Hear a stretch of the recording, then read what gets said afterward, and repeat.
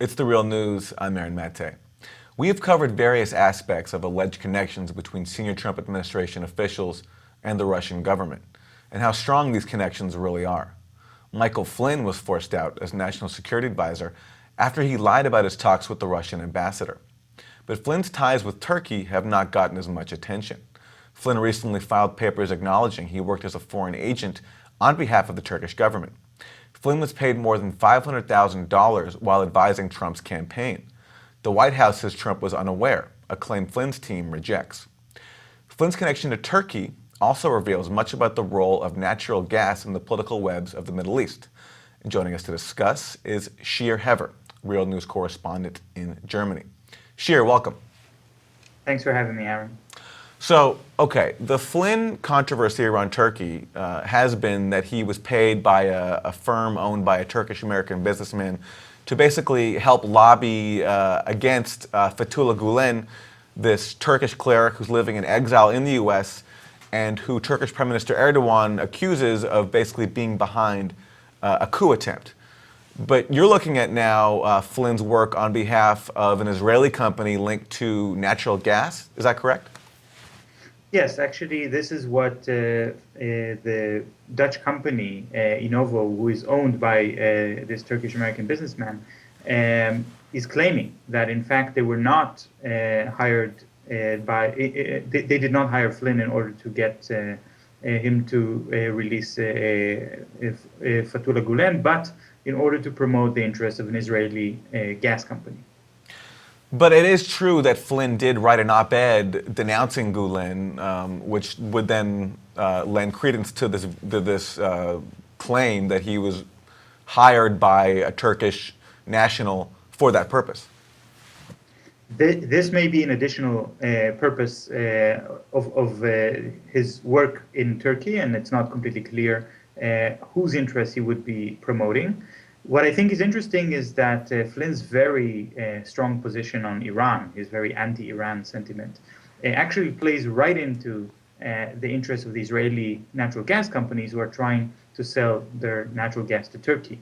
And Iran is also an exporter of natural gas, but more importantly, Iran is perceived, at least by the Israeli natural gas companies, as somehow supporting the Hamas party in the Gaza Strip, and therefore part of the policy of Erdogan towards Israel is very much related to the siege on the Gaza Strip, and this ties directly to the natural gas resource as well. So are you suggesting that Flynn's anti-Iran stance is linked to his work on behalf of an Israeli natural gas company?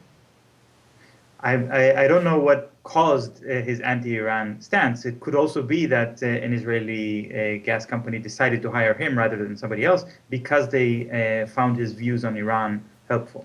But the main issue is that there's an obstacle for the Israeli natural gas sector because of the way that natural gas technology is developed. And there are new natural gas fields that are being revealed and developed the whole time. Gas prices are declining, and the Israeli gas industry is very anxious to find customers. Okay, so what do we know then about what Flynn was hired to do on their behalf, if anything? We know very little. I think what we know more is about what are the policies of President Erdogan of Turkey. Now, because Flynn was doing both at the same time, he was lobbying the Turkish government and working with the Trump campaign team, then there was the accusation against the Innovo company saying, well, you may have decided to hire Flynn in order to have some kind of influence over the U.S. government on behalf of the Turkish administration. So this makes him a kind of a double lobbyist working for both sides. The defense that Innovo is now saying to the FBI investigation is, how could we have known that Trump will win the elections? At the time, polls were giving Hillary Clinton an 80% chance of success.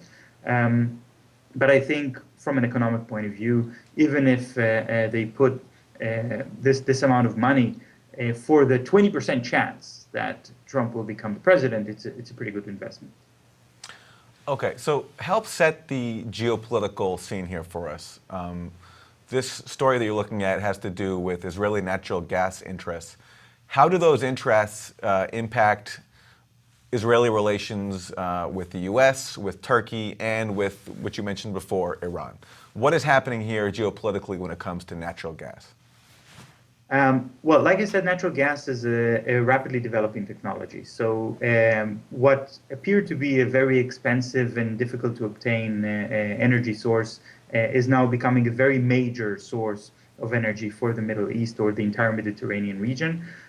It used to be monopolized mainly by Qatar in the south and Russia in the north. Russia supplies natural gas to Turkey, for example. Then there was a discovery by the British company, British Gas, of natural gas offshore of Gaza. And they wanted to develop it as way back as 2000, so 17 years ago. And this was not allowed by the Israeli government. As part of their siege on Gaza, they did not allow the Palestinians to develop the natural gas. Then, 9 years later, 2009, the Israeli natural gas companies make a massive discovery of natural gas offshore of Haifa in Israel's territorial waters. And they rush to try to develop this gas as fast as they can and try to export it. But this causes a very serious internal debate within Israel because the taxes are too low, and it seems that only a very small group of people are set to benefit from the natural gas, while the general Israeli public will not gain anything. So there's political protest and so on. And the government and these natural gas companies turn out to be extremely political. That's a very interesting angle, because they're not just out there for the money, but they're out there to exploit the political system in Israel and the hatred of Arabs, basically, in order to try to get popular support for exploiting the gas, even if taxes remain very low. What they say, basically, is that unless the government gives them the right to exploit the gas for very low taxes, they will not exploit the gas. They will not use it because it's not worthwhile. Then Israel will have to import natural gas from its enemies, meaning Egypt. But here's the problem. Egypt is not an enemy of Israel. Actually, the two countries have a peace treaty, and they trade with each other. So this is a kind of argument that says if you don't allow these companies to make a lot of profit, then you're an Arab lover. Now Innovo is saying that the natural gas company... And Innovo is this company that hired Flynn, just to clarify. Yes, the Dutch company owned by a Turkish-American businessman. They're saying it was an Israeli natural gas company that hired us. But the FBI is not telling us which company. And the Israeli media, which is covering this, is just saying an Israeli company. But there are only 3 large gas drilling companies in Israel which are even capable of an international deal of this scale. And they are called Avner, Isramco, and Delek. And the 4th company that is also drilling offshore of Israel is actually an American company. It's Texas-based, and it's called Noble Energy.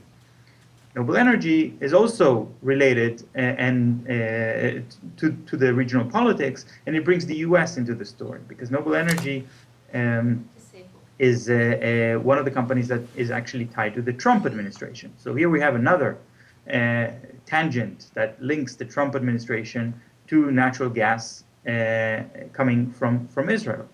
And George Papadopoulos, who's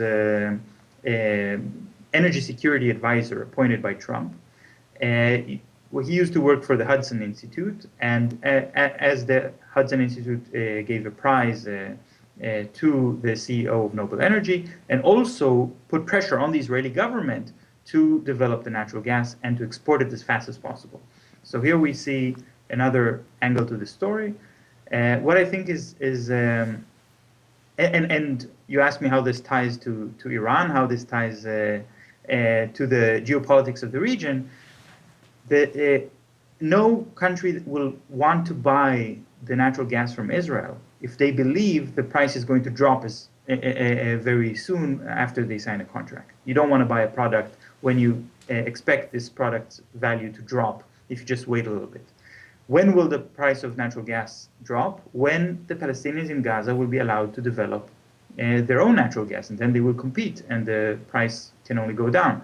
And since President Erdogan of Turkey really put a lot of pressure on Israel and tried to use his influence to end the siege on Gaza, which would mean allowing the Palestinians to develop their gas field, he was exactly in the position that he doesn't have any interest to sign a gas deal with Israel.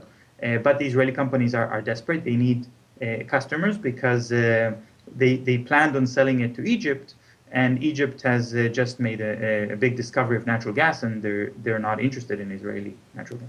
Do you think Israel will actually ever allow Palestinians to develop their own natural gas resources? Obviously, the Israeli government is never going to do this of their own accord. It's only a question of international pressure. And as soon as the international pressure will be strong enough, they will allow it. And actually now the Israeli Minister of Transportation is promoting this kind of project to build a port/airport on an artificial island offshore of Gaza in order to sort of allow the siege of Gaza to become a bit more mild and to reduce the level of responsibility of the Israeli government to what's going on in Gaza, to the humanitarian catastrophe that is unfolding there. And part of that deal could, of course, include developing the natural gas. The purpose of this is to get more international legitimacy, and this minister is only going to succeed in this project if there will be international pressure on Israel to actually alleviate the siege. Which has been pretty absent for many years, as Israel has not allowed much development in Gaza and, in fact, hindered development. But as we wrap, looking at the Flynn investigation as it goes forward, certainly he's going to continue to get a lot of scrutiny for his alleged Russia ties. When it comes to this story, this Turkish natural gas connection, what are you looking for when it comes to questions that you want to see answered as Flynn's foreign ties receive more and more attention? Quickly. Yeah, I think we need to know which company has hired Innovo to hire Flynn on their behalf, why they thought they need a security expert, a former general, to do a job which is basically an economic job. So this is a very important angle to this. Why is this story about energy turning to be a story about military officers? And I think it's also interesting to see how was the Trump administration considering the whole issue of natural gas when the Trump energy policy seems to hinge mainly on coal. Natural gas was more associated with the Hillary Clinton campaign. And so she considered it to be a kind of transition fuel towards renewable energy. And this is a very controversial issue because natural gas is not really a transition fuel. But this sheds a certain light on everything, and also the appointment of George Papadopoulos, that actually the interests here were not to develop a kind of energy source, but to form political ties for the United States and for Israel, and in a kind of competition over regional dominance against Russia. Shir Hever, Real News correspondent in Germany. Thanks very much for joining us today. Thanks for having me. And thank you for joining us on the Real News Network.